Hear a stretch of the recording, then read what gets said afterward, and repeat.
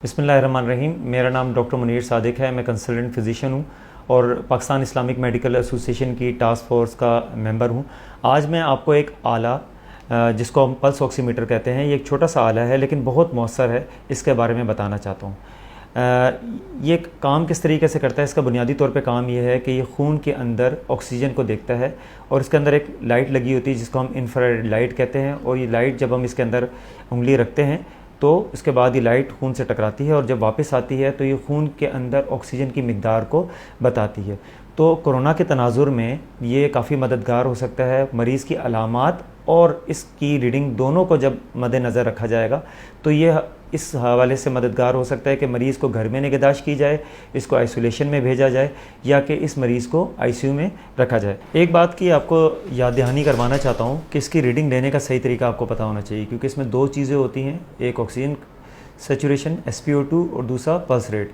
तो ऐसा ना हो कि आप पल्स रेट को ऑक्सीजन सेचुरेशन समझें और उसकी बुनियाद पे आप गलत रीडिंग ले लें। अब मैं आपको इसका तरीका बताता हूँ। तरीका बहुत आसान है। इसके अंदर जो है वो उंगली रखनी है और इसका बटन को प्रेस करना है। उंगली रखने के बाद जब इसको आप ऑन करेंगे तो कुछ देर में इसकी रीडिंग आना शुरू हो जाएगी। जैसे कि आप देख रहे हैं, इस पर नीचे लिखा हुआ है यहाँ पर SpO2, ये है ऑक्सीजन कंसनट्रेशन, और ये है PR यानी पल्स रेट, यानी दिल की धड़कन की रफ्तार, नब्ज़ की रफ्तार। तो हमने जो देखना है वो SpO2 को देखना है, जो कि हमारे इसमें 98 आ रही है, 98 आ रही है, और दिल की धड़कन जो है वो 82 है। तो ये ना हो कि आप ये इसको जो है पल्स रेट को सेचुरेशन समझ लें और परेशान होना शुरू हो जाएं। आप जहाँ पर O2 लिखा है यानी ऑक्सीजन लिखा है, इसको ऊपर देखेंगे तो आपको जो नज़र आ रहा है ये खून के अंदर ऑक्सीजन की कंसनट्रेशन है। और अगर आपको कन्फ्यूजन हो तो ये दोबारा रिपीट करके भी चेक कर सकते हैं सही रीडिंग के लिए। कोरोना के तनाजुर के अंदर अगर मरीज़ बिल्कुल ठीक है, उसको अलामात तो हैं यानी बुखार खांसी है, लेकिन उसका ब्लड प्रेशर, उसकी पल्स और उसकी सांस का तनासुब सही चल रहा है और उसकी सेचुरेशन यानी SpO2 खून के अंदर 95% या इससे ऊपर है, तो इसमें इसका मतलब है कि घर में मरीज़ की निगहदाश्त की जा सकती है। लेकिन अगर मरीज़ को सांस लेने में दिक्कत हो रही है, 3 दिन से ज़्यादा उसको तेज़ बुखार हो चुके हैं और इसकी SpO2 यानी खून में ऑक्सीजन की मिकदार 94% से कम है लेकिन 90% से ऊपर है, यानी 90 से 94% के दरमियान है, तो ये मरीज़ ऐसा है जिसको उसूली तौर पे जो है वो हॉस्पिटल में आइसोलेशन में एडमिट होना चाहिए।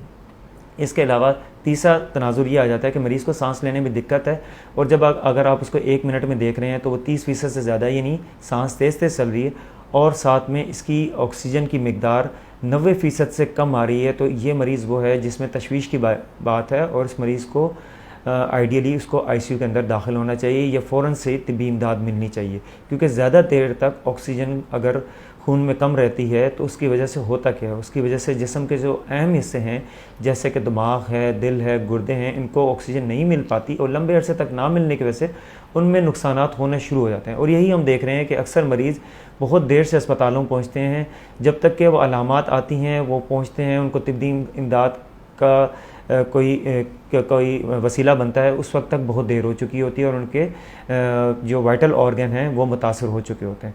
तो ये पल्स ऑक्सीमीटर किसी हद तक आपको ये हेल्पफुल हो सकता है। ये बहुत सस्ता सा आला है, ये 2,500 से 3,000 का जो है वो अमूमी तौर पे मार्केट में मिल जाता है। लेकिन इसमें कुछ चीज़ों का ख्याल रखना है। ये फॉल्स रीडिंग भी दे सकता है यानी गलत रीडिंग भी दे सकता है। और गलत रीडिंग कैसे दे सकता है, अगर किसी खातून ने नेल पॉलिश लगाई हुई है या मेहंदी लगाई हुई है तो ज़ाहिर सी बात है रोशनी सही तरीके से नहीं जा सकेगी और ऑक्सीजन की कंसनट्रेशन नहीं बता सकेगी। इसके अलावा अगर आप इसको बाहर रोशनी में इस्तेमाल करेंगे तो सूरज की रोशनी में भी इंफ्रारेड लाइट होती है, तो उसके ज़रिए भी ये गलत रीडिंग दे सकता है। कमरे में इस्तेमाल करें या अगर बहुत तेज़ रोशनी है तो इसके ऊपर आप उंगली और इसके ऊपर आप कोई रुमाल या तौलिया रख देंगे तो ये रोशनी इंटरफेयर नहीं करेगी, बाहर की रोशनी इसकी रीडिंग के साथ इंटरफेयर नहीं करेगी। और तीसरी वजह ये हो सकती है कि जिन लोगों में बेइंतहा खून की कमी है, हीमोग्लोबिन कम है, या जिन लोगों का ब्लड प्रेशर बहुत कम है, या जिन लोगों के हाथ पैर ठंडे हैं ब्लड प्रेशर लो होने की वजह से, तो उसमें खून का दौरान सही तरीके से उंगलियों में नहीं आ पाता, और जब खून का दौरान नहीं सही तरीके आ पाता तो ये रिकॉर्डिंग भी यानी रीडिंग भी सही तरीके से नहीं देगा। इसके अलावा एक और एहतियात इसमें ख़ास तौर पे ये रखनी है कि अगर कोरोना का मरीज़ इसको यूज़ कर रहा है तो हैंड सैनिटाइज़ करके इसको यूज़ करे और उसके बाद वो रख दे। बाकी घर के अफराद इसको हरगिज़ जो है वो चेक करने के लिए इस्तेमाल ना करें, क्योंकि ये ख़ुद भी एक सोर्स बन सकता है इन्फेक्शन के स्प्रेड करने का।